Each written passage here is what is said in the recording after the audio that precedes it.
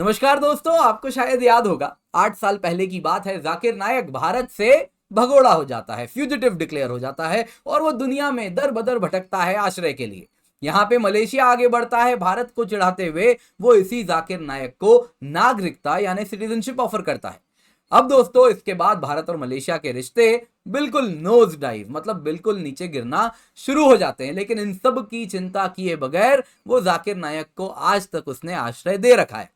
अब दोस्तों, यहां पे देखने वाली बात यह है कि इस बात को लेके हाईएस्ट लेवल पर हमने प्रयास किया जाकिर नायक को वापस एक्स्ट्राडाइट करने का। आप देख सकते हैं पीएम नरेंद्र मोदी जी ने उस वक्त के मलेशिया के पीएम महातिर मोहम्मद को कहा कि इसको वापस भेजें, फिर भी वो नहीं आया। ओमान के रास्ते इसको लाने का प्रयास किया लेकिन नहीं हो पाया। लेकिन यहां पे देखने वाली बात यह है कि अब इस मलेशिया में एक खाद्य संकट आ गया है। जब खाद्य संकट आता है ना, तो बड़े बड़े देश घुटने पर आ जाते हैं और कुछ वैसे ही यही मलेशिया के सुर अब बदल चुके हैं। ये मलेशिया अब कह रहा है, जैसा आप देख सकते हैं यहां पे, कि इंडिया तो मित्र देश है और इसमें वो कह रहा है कि शुगर और राइस पे क्यों ना इंडिया और मलेशिया के बीच में एक पैक्ट साइन हो जाए। हम तो फ्रेंडली देश हैं, हमारे रिश्ते फ्रेंडली हैं। यही देश भूल गया था अब तक किस प्रकार से रिश्ते चल रहे थे और यहां पर इंडिया भी इस बात को अच्छे से समझ रहा है। कह रहा है ये सब तो ठीक है, लेकिन बहुत कुछ अभी और चर्चा होगी, जैसे कि जाकिर नायक। क्या है ये पूरा मामला, आज इसी पर चर्चा करने वाले हैं। दोस्तों मत भूलिएगा, जाकिर नायक को मलेशिया के लिए एक्स्ट्राडाइट करना कोई बड़ी बात नहीं है, क्योंकि यही जाकिर नायक अगर आप देखें तो मलेशिया के लिए भी सिरदर्द बन चुका है। वो है ना, हिलरी क्लिंटन ने जो कहा था पाकिस्तान के लिए, आंगन में सांप पालोगे तो ऐसा नहीं है कि सिर्फ पड़ोसी को काटेगा, कभी कभी तुम्हें भी काटता है। तो कुछ वैसा ही आप देख सकते हैं मलेशिया में भी एक बार आउटरीच हो चुका है जाकिर नायक को लेके, जब उसने कहा कि जो चाइनीज पॉपुलेशन है, जो हिंदू पॉपुलेशन वहां रहती है, उनको एक्सपेल किया जाए, निकाला जाए। और इसके बाद इसके ऊपर एक सरकार के ओर से आ गया था दबाव कि अब कुछ नहीं बोलोगे। तो ऐसा नहीं है कि मलेशिया में ये कुछ बहुत ज्यादा उसको नाम कमा के दे रहा है। तो जाहिर सी बात है ये एक्सपेंडेबल कमोडिटी है, जिस दिन इससे काम निकलेगा इसको निकाला जाएगा, यानी कि बहुत कुछ हो सकता है। पर इससे पहले आगे बढ़े दोस्तों, न्यूज चर्चा करें। आज का सवाल जरा सुन लीजिए। जरा इंडिया मलेशिया का ट्रेड है, 2022 का डेटा है, उसके आधार पे दो स्टेटमेंट है। पहला स्टेटमेंट कहता है इंडिया का नेट सरप्लस है मलेशिया के साथ बायलैटरल ट्रेड में। वैसे ही स्टेटमेंट 2 कहता है मलेशिया ने सिग्निफिकेंट अमाउंट में इलेक्ट्रिकल इलेक्ट्रॉनिक इक्विपमेंट्स इंडिया को एक्सपोर्ट किया था 2022 में। जरा बताइए इनमें से कौन सा स्टेटमेंट सही है। इसका जवाब आज के ही इस वीडियो में छुपा है, तो आई एम प्रीटी श्योर अगर आप वीडियो अंत तक देखेंगे तो आपको जवाब मिल जाएगा। नहीं तो आप जल्दी से जाएं, अगर मालूम है तो कमेंट में अवश्य जवाब जरूर दें। पर इससे पहले दोस्तों एक जरूरी अनाउंसमेंट और एक है। 15 महीने की यूपीएससी सब्सक्रिप्शन आपको मिल रही है केवल 23,999 रुपए में। ये कीमत तब होगी जब आप कोड यूज करेंगे KC10, अदरवाइज ज्यादा कीमत दे देंगे, तो ऐसा मत कीजिएगा। 23,999 में 15 महीने की सब्सक्रिप्शन पाइए, जिसके अंतर्गत अनलिमिटेड एक्सेस सारे बैचेस का आपको मिलेगा, complete GS CSAT plus test series मिलेगा। आप देख सकते हैं ये जो कोर्स है 70 से अधिक सिलेक्शन आप देख सकते हैं हुआ था सीएससी 2023 में। आप देख सकते हैं दोस्तों लिमिटेड पीरियड ऑफर है, मेक श्योर फायदा उठाएं। नीचे डिस्क्रिप्शन बॉक्स में आपको लिंक मिल जाएगा। तो न्यूज में क्या है दोस्तों, visiting Malaysian plantation and commodities minister, जिनकी आप तस्वीर देख रहे हैं, इन्होंने कहा कि देखिए हम चाहते हैं कि राइस और शुगर को लेके इंडिया के साथ एक अग्रीमेंट साइन हो जाए, बदले में हम पाम ऑयल एक्सपोर्ट करते रहेंगे, आपको जैसा कर रहे हैं वैसे ही आप पाम ऑयल से रिलेटेड मिशन जो लेकर के आए हैं उसमें भी हम जो मदद चाहिए वो मदद देंगे, लेकिन हमारे साथ राइस और शुगर में एक डील साइन कर लीजिए। अब दोस्तों यहां पे जरा देखिए, अगर हम इंडिया मलेशिया के ट्रेड की बात करें तो मलेशिया का अगर आप जो 14.8 million ton palm oil export उसने जो किया है, उसमें से एक चौथाई 3.7 मिलियन टन भारत ने खरीदा है। मत भूलिएगा यहां मलेशिया डिमांड सप्लाई का ऐसा खेल है कि Malaysia at the giving and है। भारत चाहे तो इससे पहले भी मलेशिया की जगह इंडोनेशिया से लेना शुरू कर दिया था, भारी समस्या मलेशिया में हो गई थी। मत भूलिएगा फार्मर्स हैं, फार्मर्स को नुकसान होता है तो सरकार हिलती है, जैसे भारत में है वही कहानी वहां भी है। तो बड़े मुश्किल से वापस से ये नंबर आप देखें यहां तक पहुंचा है। अब दोस्तों 2022 में वहीं अगर आप इंडिया देखें तो इंडिया ने टोटल मलेशिया को सामान जो एक्सपोर्ट किया वो करीबन $7 बिलियन का है। वहीं मलेशिया का एक्सपोर्ट भारत को $12.5 बिलियन का है। मलेशिया ने इंडिया को अगर आप देखें तो सबसे ज्यादा ये जो पाम ऑयल है यानी वेजिटेबल ऑयल, वैसे एनिमल फैट वगैरह बेचा है। उसके बाद अगर आप देखें तो मिनरल फ्यूल्स है, ऑयल है, ये सब अगर आप देखें तो मलेशिया ने इंडिया को एक्सपोर्ट किया है। इलेक्ट्रॉनिक एंड इलेक्ट्रिकल इक्विपमेंट्स भी $1.5 बिलियन का भेजा था भारत को, यानी भारत को एक्सपोर्ट किया था। वही इंडिया ने मलेशिया को सबसे अधिक क्या देता है, तो पेट्रोलियम प्रोडक्ट्स। आपको मालूम ही है भारत में इतनी ज्यादा रिफाइनरी है, क्रूड ऑयल लाते हैं, रिफाइन करते हैं, पेट्रोल डीजल वगैरह जो बना के दुनिया को हम बेच रहे हैं। वैसे ही एल्यूमिनियम हमने एक्सपोर्ट किया है। वैसे ही आप देखें तो ऑर्गेनिक केमिकल्स है, मीट एंड एडिबल मीट वगैरह भी हमने बेचा है। अब दोस्तों यहाँ पे जानने वाली बात क्या है कि मलेशिया में फूड इनसिक्योरिटी हो रही है। खाद्यान्न को लेके एक बड़ा संकट आ चुका है। इंडिया दोस्तों वर्ल्ड्स बिगेस्ट एक्सपोर्टर है राइस का, अनियंस का, यानी चावल और प्याज। वैसे ही अगर आप देखें तो सेकंड बिगेस्ट एक्सपोर्टर है चीनी का, शुगर का। अब दोस्तों इसकी कहीं ना कहीं कोई कदर नहीं थी दुनिया में। कदर अब हुई जब इंडिया ने इस पे रेस्ट्रिक्शंस लगा दिया। अब तक दुनिया को दिया बिना रेस्ट्रिक्शन के, बिना रोक टोक के, तो कभी भी ये एक बार्गेन वाला चिप नहीं बना। लेकिन अब जब रेस्ट्रिक्शन लगा, क्योंकि हमने कहा कि हम इसको दुनिया को ऐसे ही नहीं देने वाले, हमें डोमेस्टिक प्राइसेस को भी चेक में रखना है, तो हम दुनिया को देना फ्री मार्केट में, ओपन मार्केट में देना हमने बंद कर दिया। तो इसके बाद क्या हुआ, मलेशिया जैसे देश जो हैं उनके यहां बड़ी संकट हो गई है। क्यों?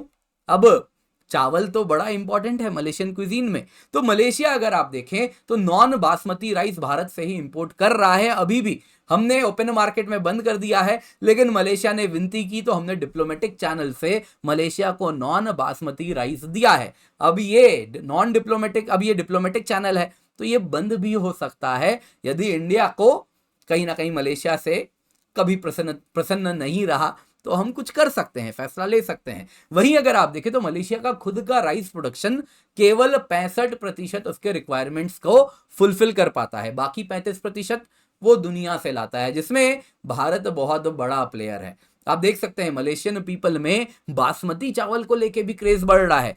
1/4 मलेशिया के लोग बासमती राइस को प्रेफर कर रहे हैं, तो इसमें भी इंडिया का पलड़ा भारी है।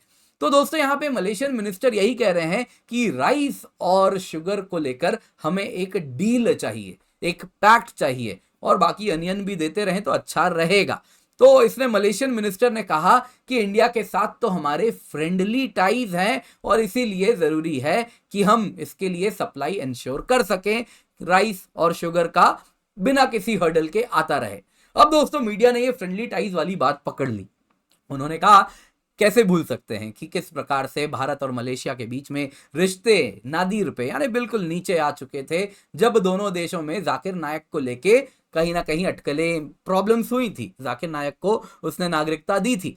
तब दोस्तों यहाँ पे डायरेक्टली उनसे भी पूछा गया तो कुछ सामने से तो नहीं आया, लेकिन अटकलें मीडिया में अब लगाई जा रही हैं कि जाकिर नायक को लेके कुछ ना कुछ हो रहा है, क्योंकि फ्रेंडली टाइज का जिक्र आया है। यानी कि फ्रेंडली टाइज को मजबूत करना है। जैसा मैंने बताया, जाकिर नायक एक एक्सपेंडेबल कमोडिटी है, जब चाहे तब उसको वो अंडर दी बस दे कैन थ्रो, तो वैसा ही हाल है। अब जाकिर नायक दोस्तों अगर आप देखें तो भारत में वांटेड है, टेरर सस्पेक्ट है, क्योंकि काफी आतंकवादी जो एनआईए ने पकड़े हैं उन सबको इंस्पायर करने का काम, रेडिकलाइज करने का काम जाकिर नायक के स्पीचेस ने किया है। और वैसे ही अगर आप देखें तो जाकिर नायक भारत 2016 में भाग गया था छोड़ के, क्योंकि उसके ऊपर prevention of money laundering act यानी पीएमएलए के अंतर्गत मनी लॉन्ड्रिंग का केस लगा था और हेट्रेड फैलाने का भी केस लगा था। तब से वो भारत से फरार है और मलेशिया का नागरिक बन चुका है। अब दोस्तों समस्या क्या हो रही है, मलेशिया से हम ला क्यों नहीं पा रहे हैं? देखिए 2010 से ही भारत और मलेशिया के बीच में एक एक्सट्रेडिशन ट्रीटी तो है, काफी एनर्जी भी पुट इन किया गया है जाकिर नायक को लाने के लिए।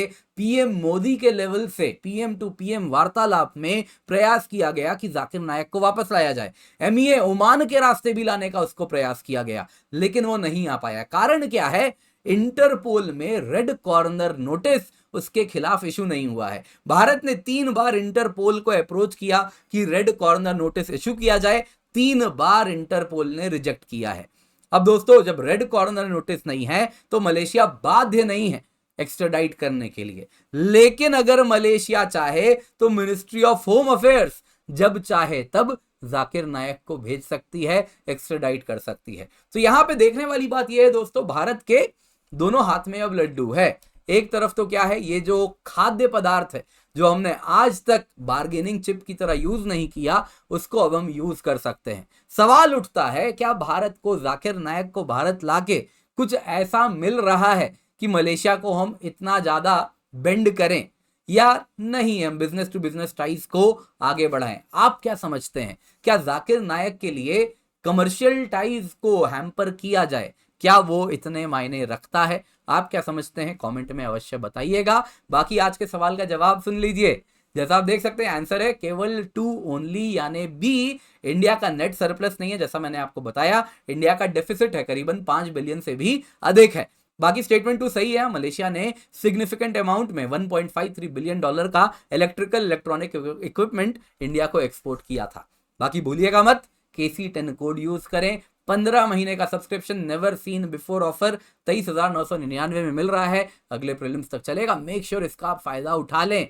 और ये प्राइस दोस्तों अभी आपको मिल रही है, दोबारा नहीं आएगी। इसके सिवा कई बैचेस भी आ रहे हैं। अचीवर्स इंग्लिश बैच है, समिट इंग्लिश बैच है, शिखर हिंदी बैच है। इसमें आपको प्रीलिम्स मेंस प्रिपरेशन हो रही है, एक्सेस सारे बैचेस के मिल रहे हैं, 1-on-1 मेंटरशिप है। वैसे ही अगर आप देखें स्टडी मटेरियल मिल रहा है, टेस्ट सीरीज भी मिल रही है, तो मेक श्योर इसका फायदा उठाएं। आप देख सकते हैं English batch 2 year foundation batch भी हम लेकर के आए हैं, नीव, तो इसका फायदा उठाइए। जुलाई 27 से ये बैच स्टार्ट हो रहा है। इसके सिवा दोस्तों आइकनिक सब्सक्रिप्शन है, जिसमें आपको ऑफलाइन हमारे जो सेंटर्स हैं उनके रिकॉर्डेड क्लासेस मिलते हैं, रिवीजन मॉड्यूल मिलता है, आंसर इवैल्यूएशन होता है, इंटरव्यू गाइडेंस होता है, daily answer writing, live mentorship, GS PDF के 20 PDF बुक्स मिलते हैं, डाउट आप सॉल्व करवा सकते हैं, डेली कंटेंट है, प्रैक्टिस क्वेश्चन है। इसके सिवा दोस्तों ऑप्शनल बैचेस भी हमारे स्टार्ट हो चुके हैं। जुलाई ऑप्शनल कार्निवल है, टॉप ऑप्शनल कोर्सेज हैं, आप देख सकते हैं। PSIR के कोर्सेज चल रहे हैं, ज्योग्राफी के मल्टीपल कोर्सेज चल रहे हैं, सोशियोलॉजी के ऑप्शनल के कोर्सेज चल रहे हैं, हिस्ट्री के कोर्सेज चल रहे हैं, पबैट का चल रहा है, मैथ्स का चल रहा है, आंसरों का चल रहा है, एग्रीकल्चर का चल रहा है। तो जल्दी से जाएं, जाके एनरोल करें, use the code KC10। Make sure इसका फायदा उठा लें और इसको अपने हाथ से जाने ना दें।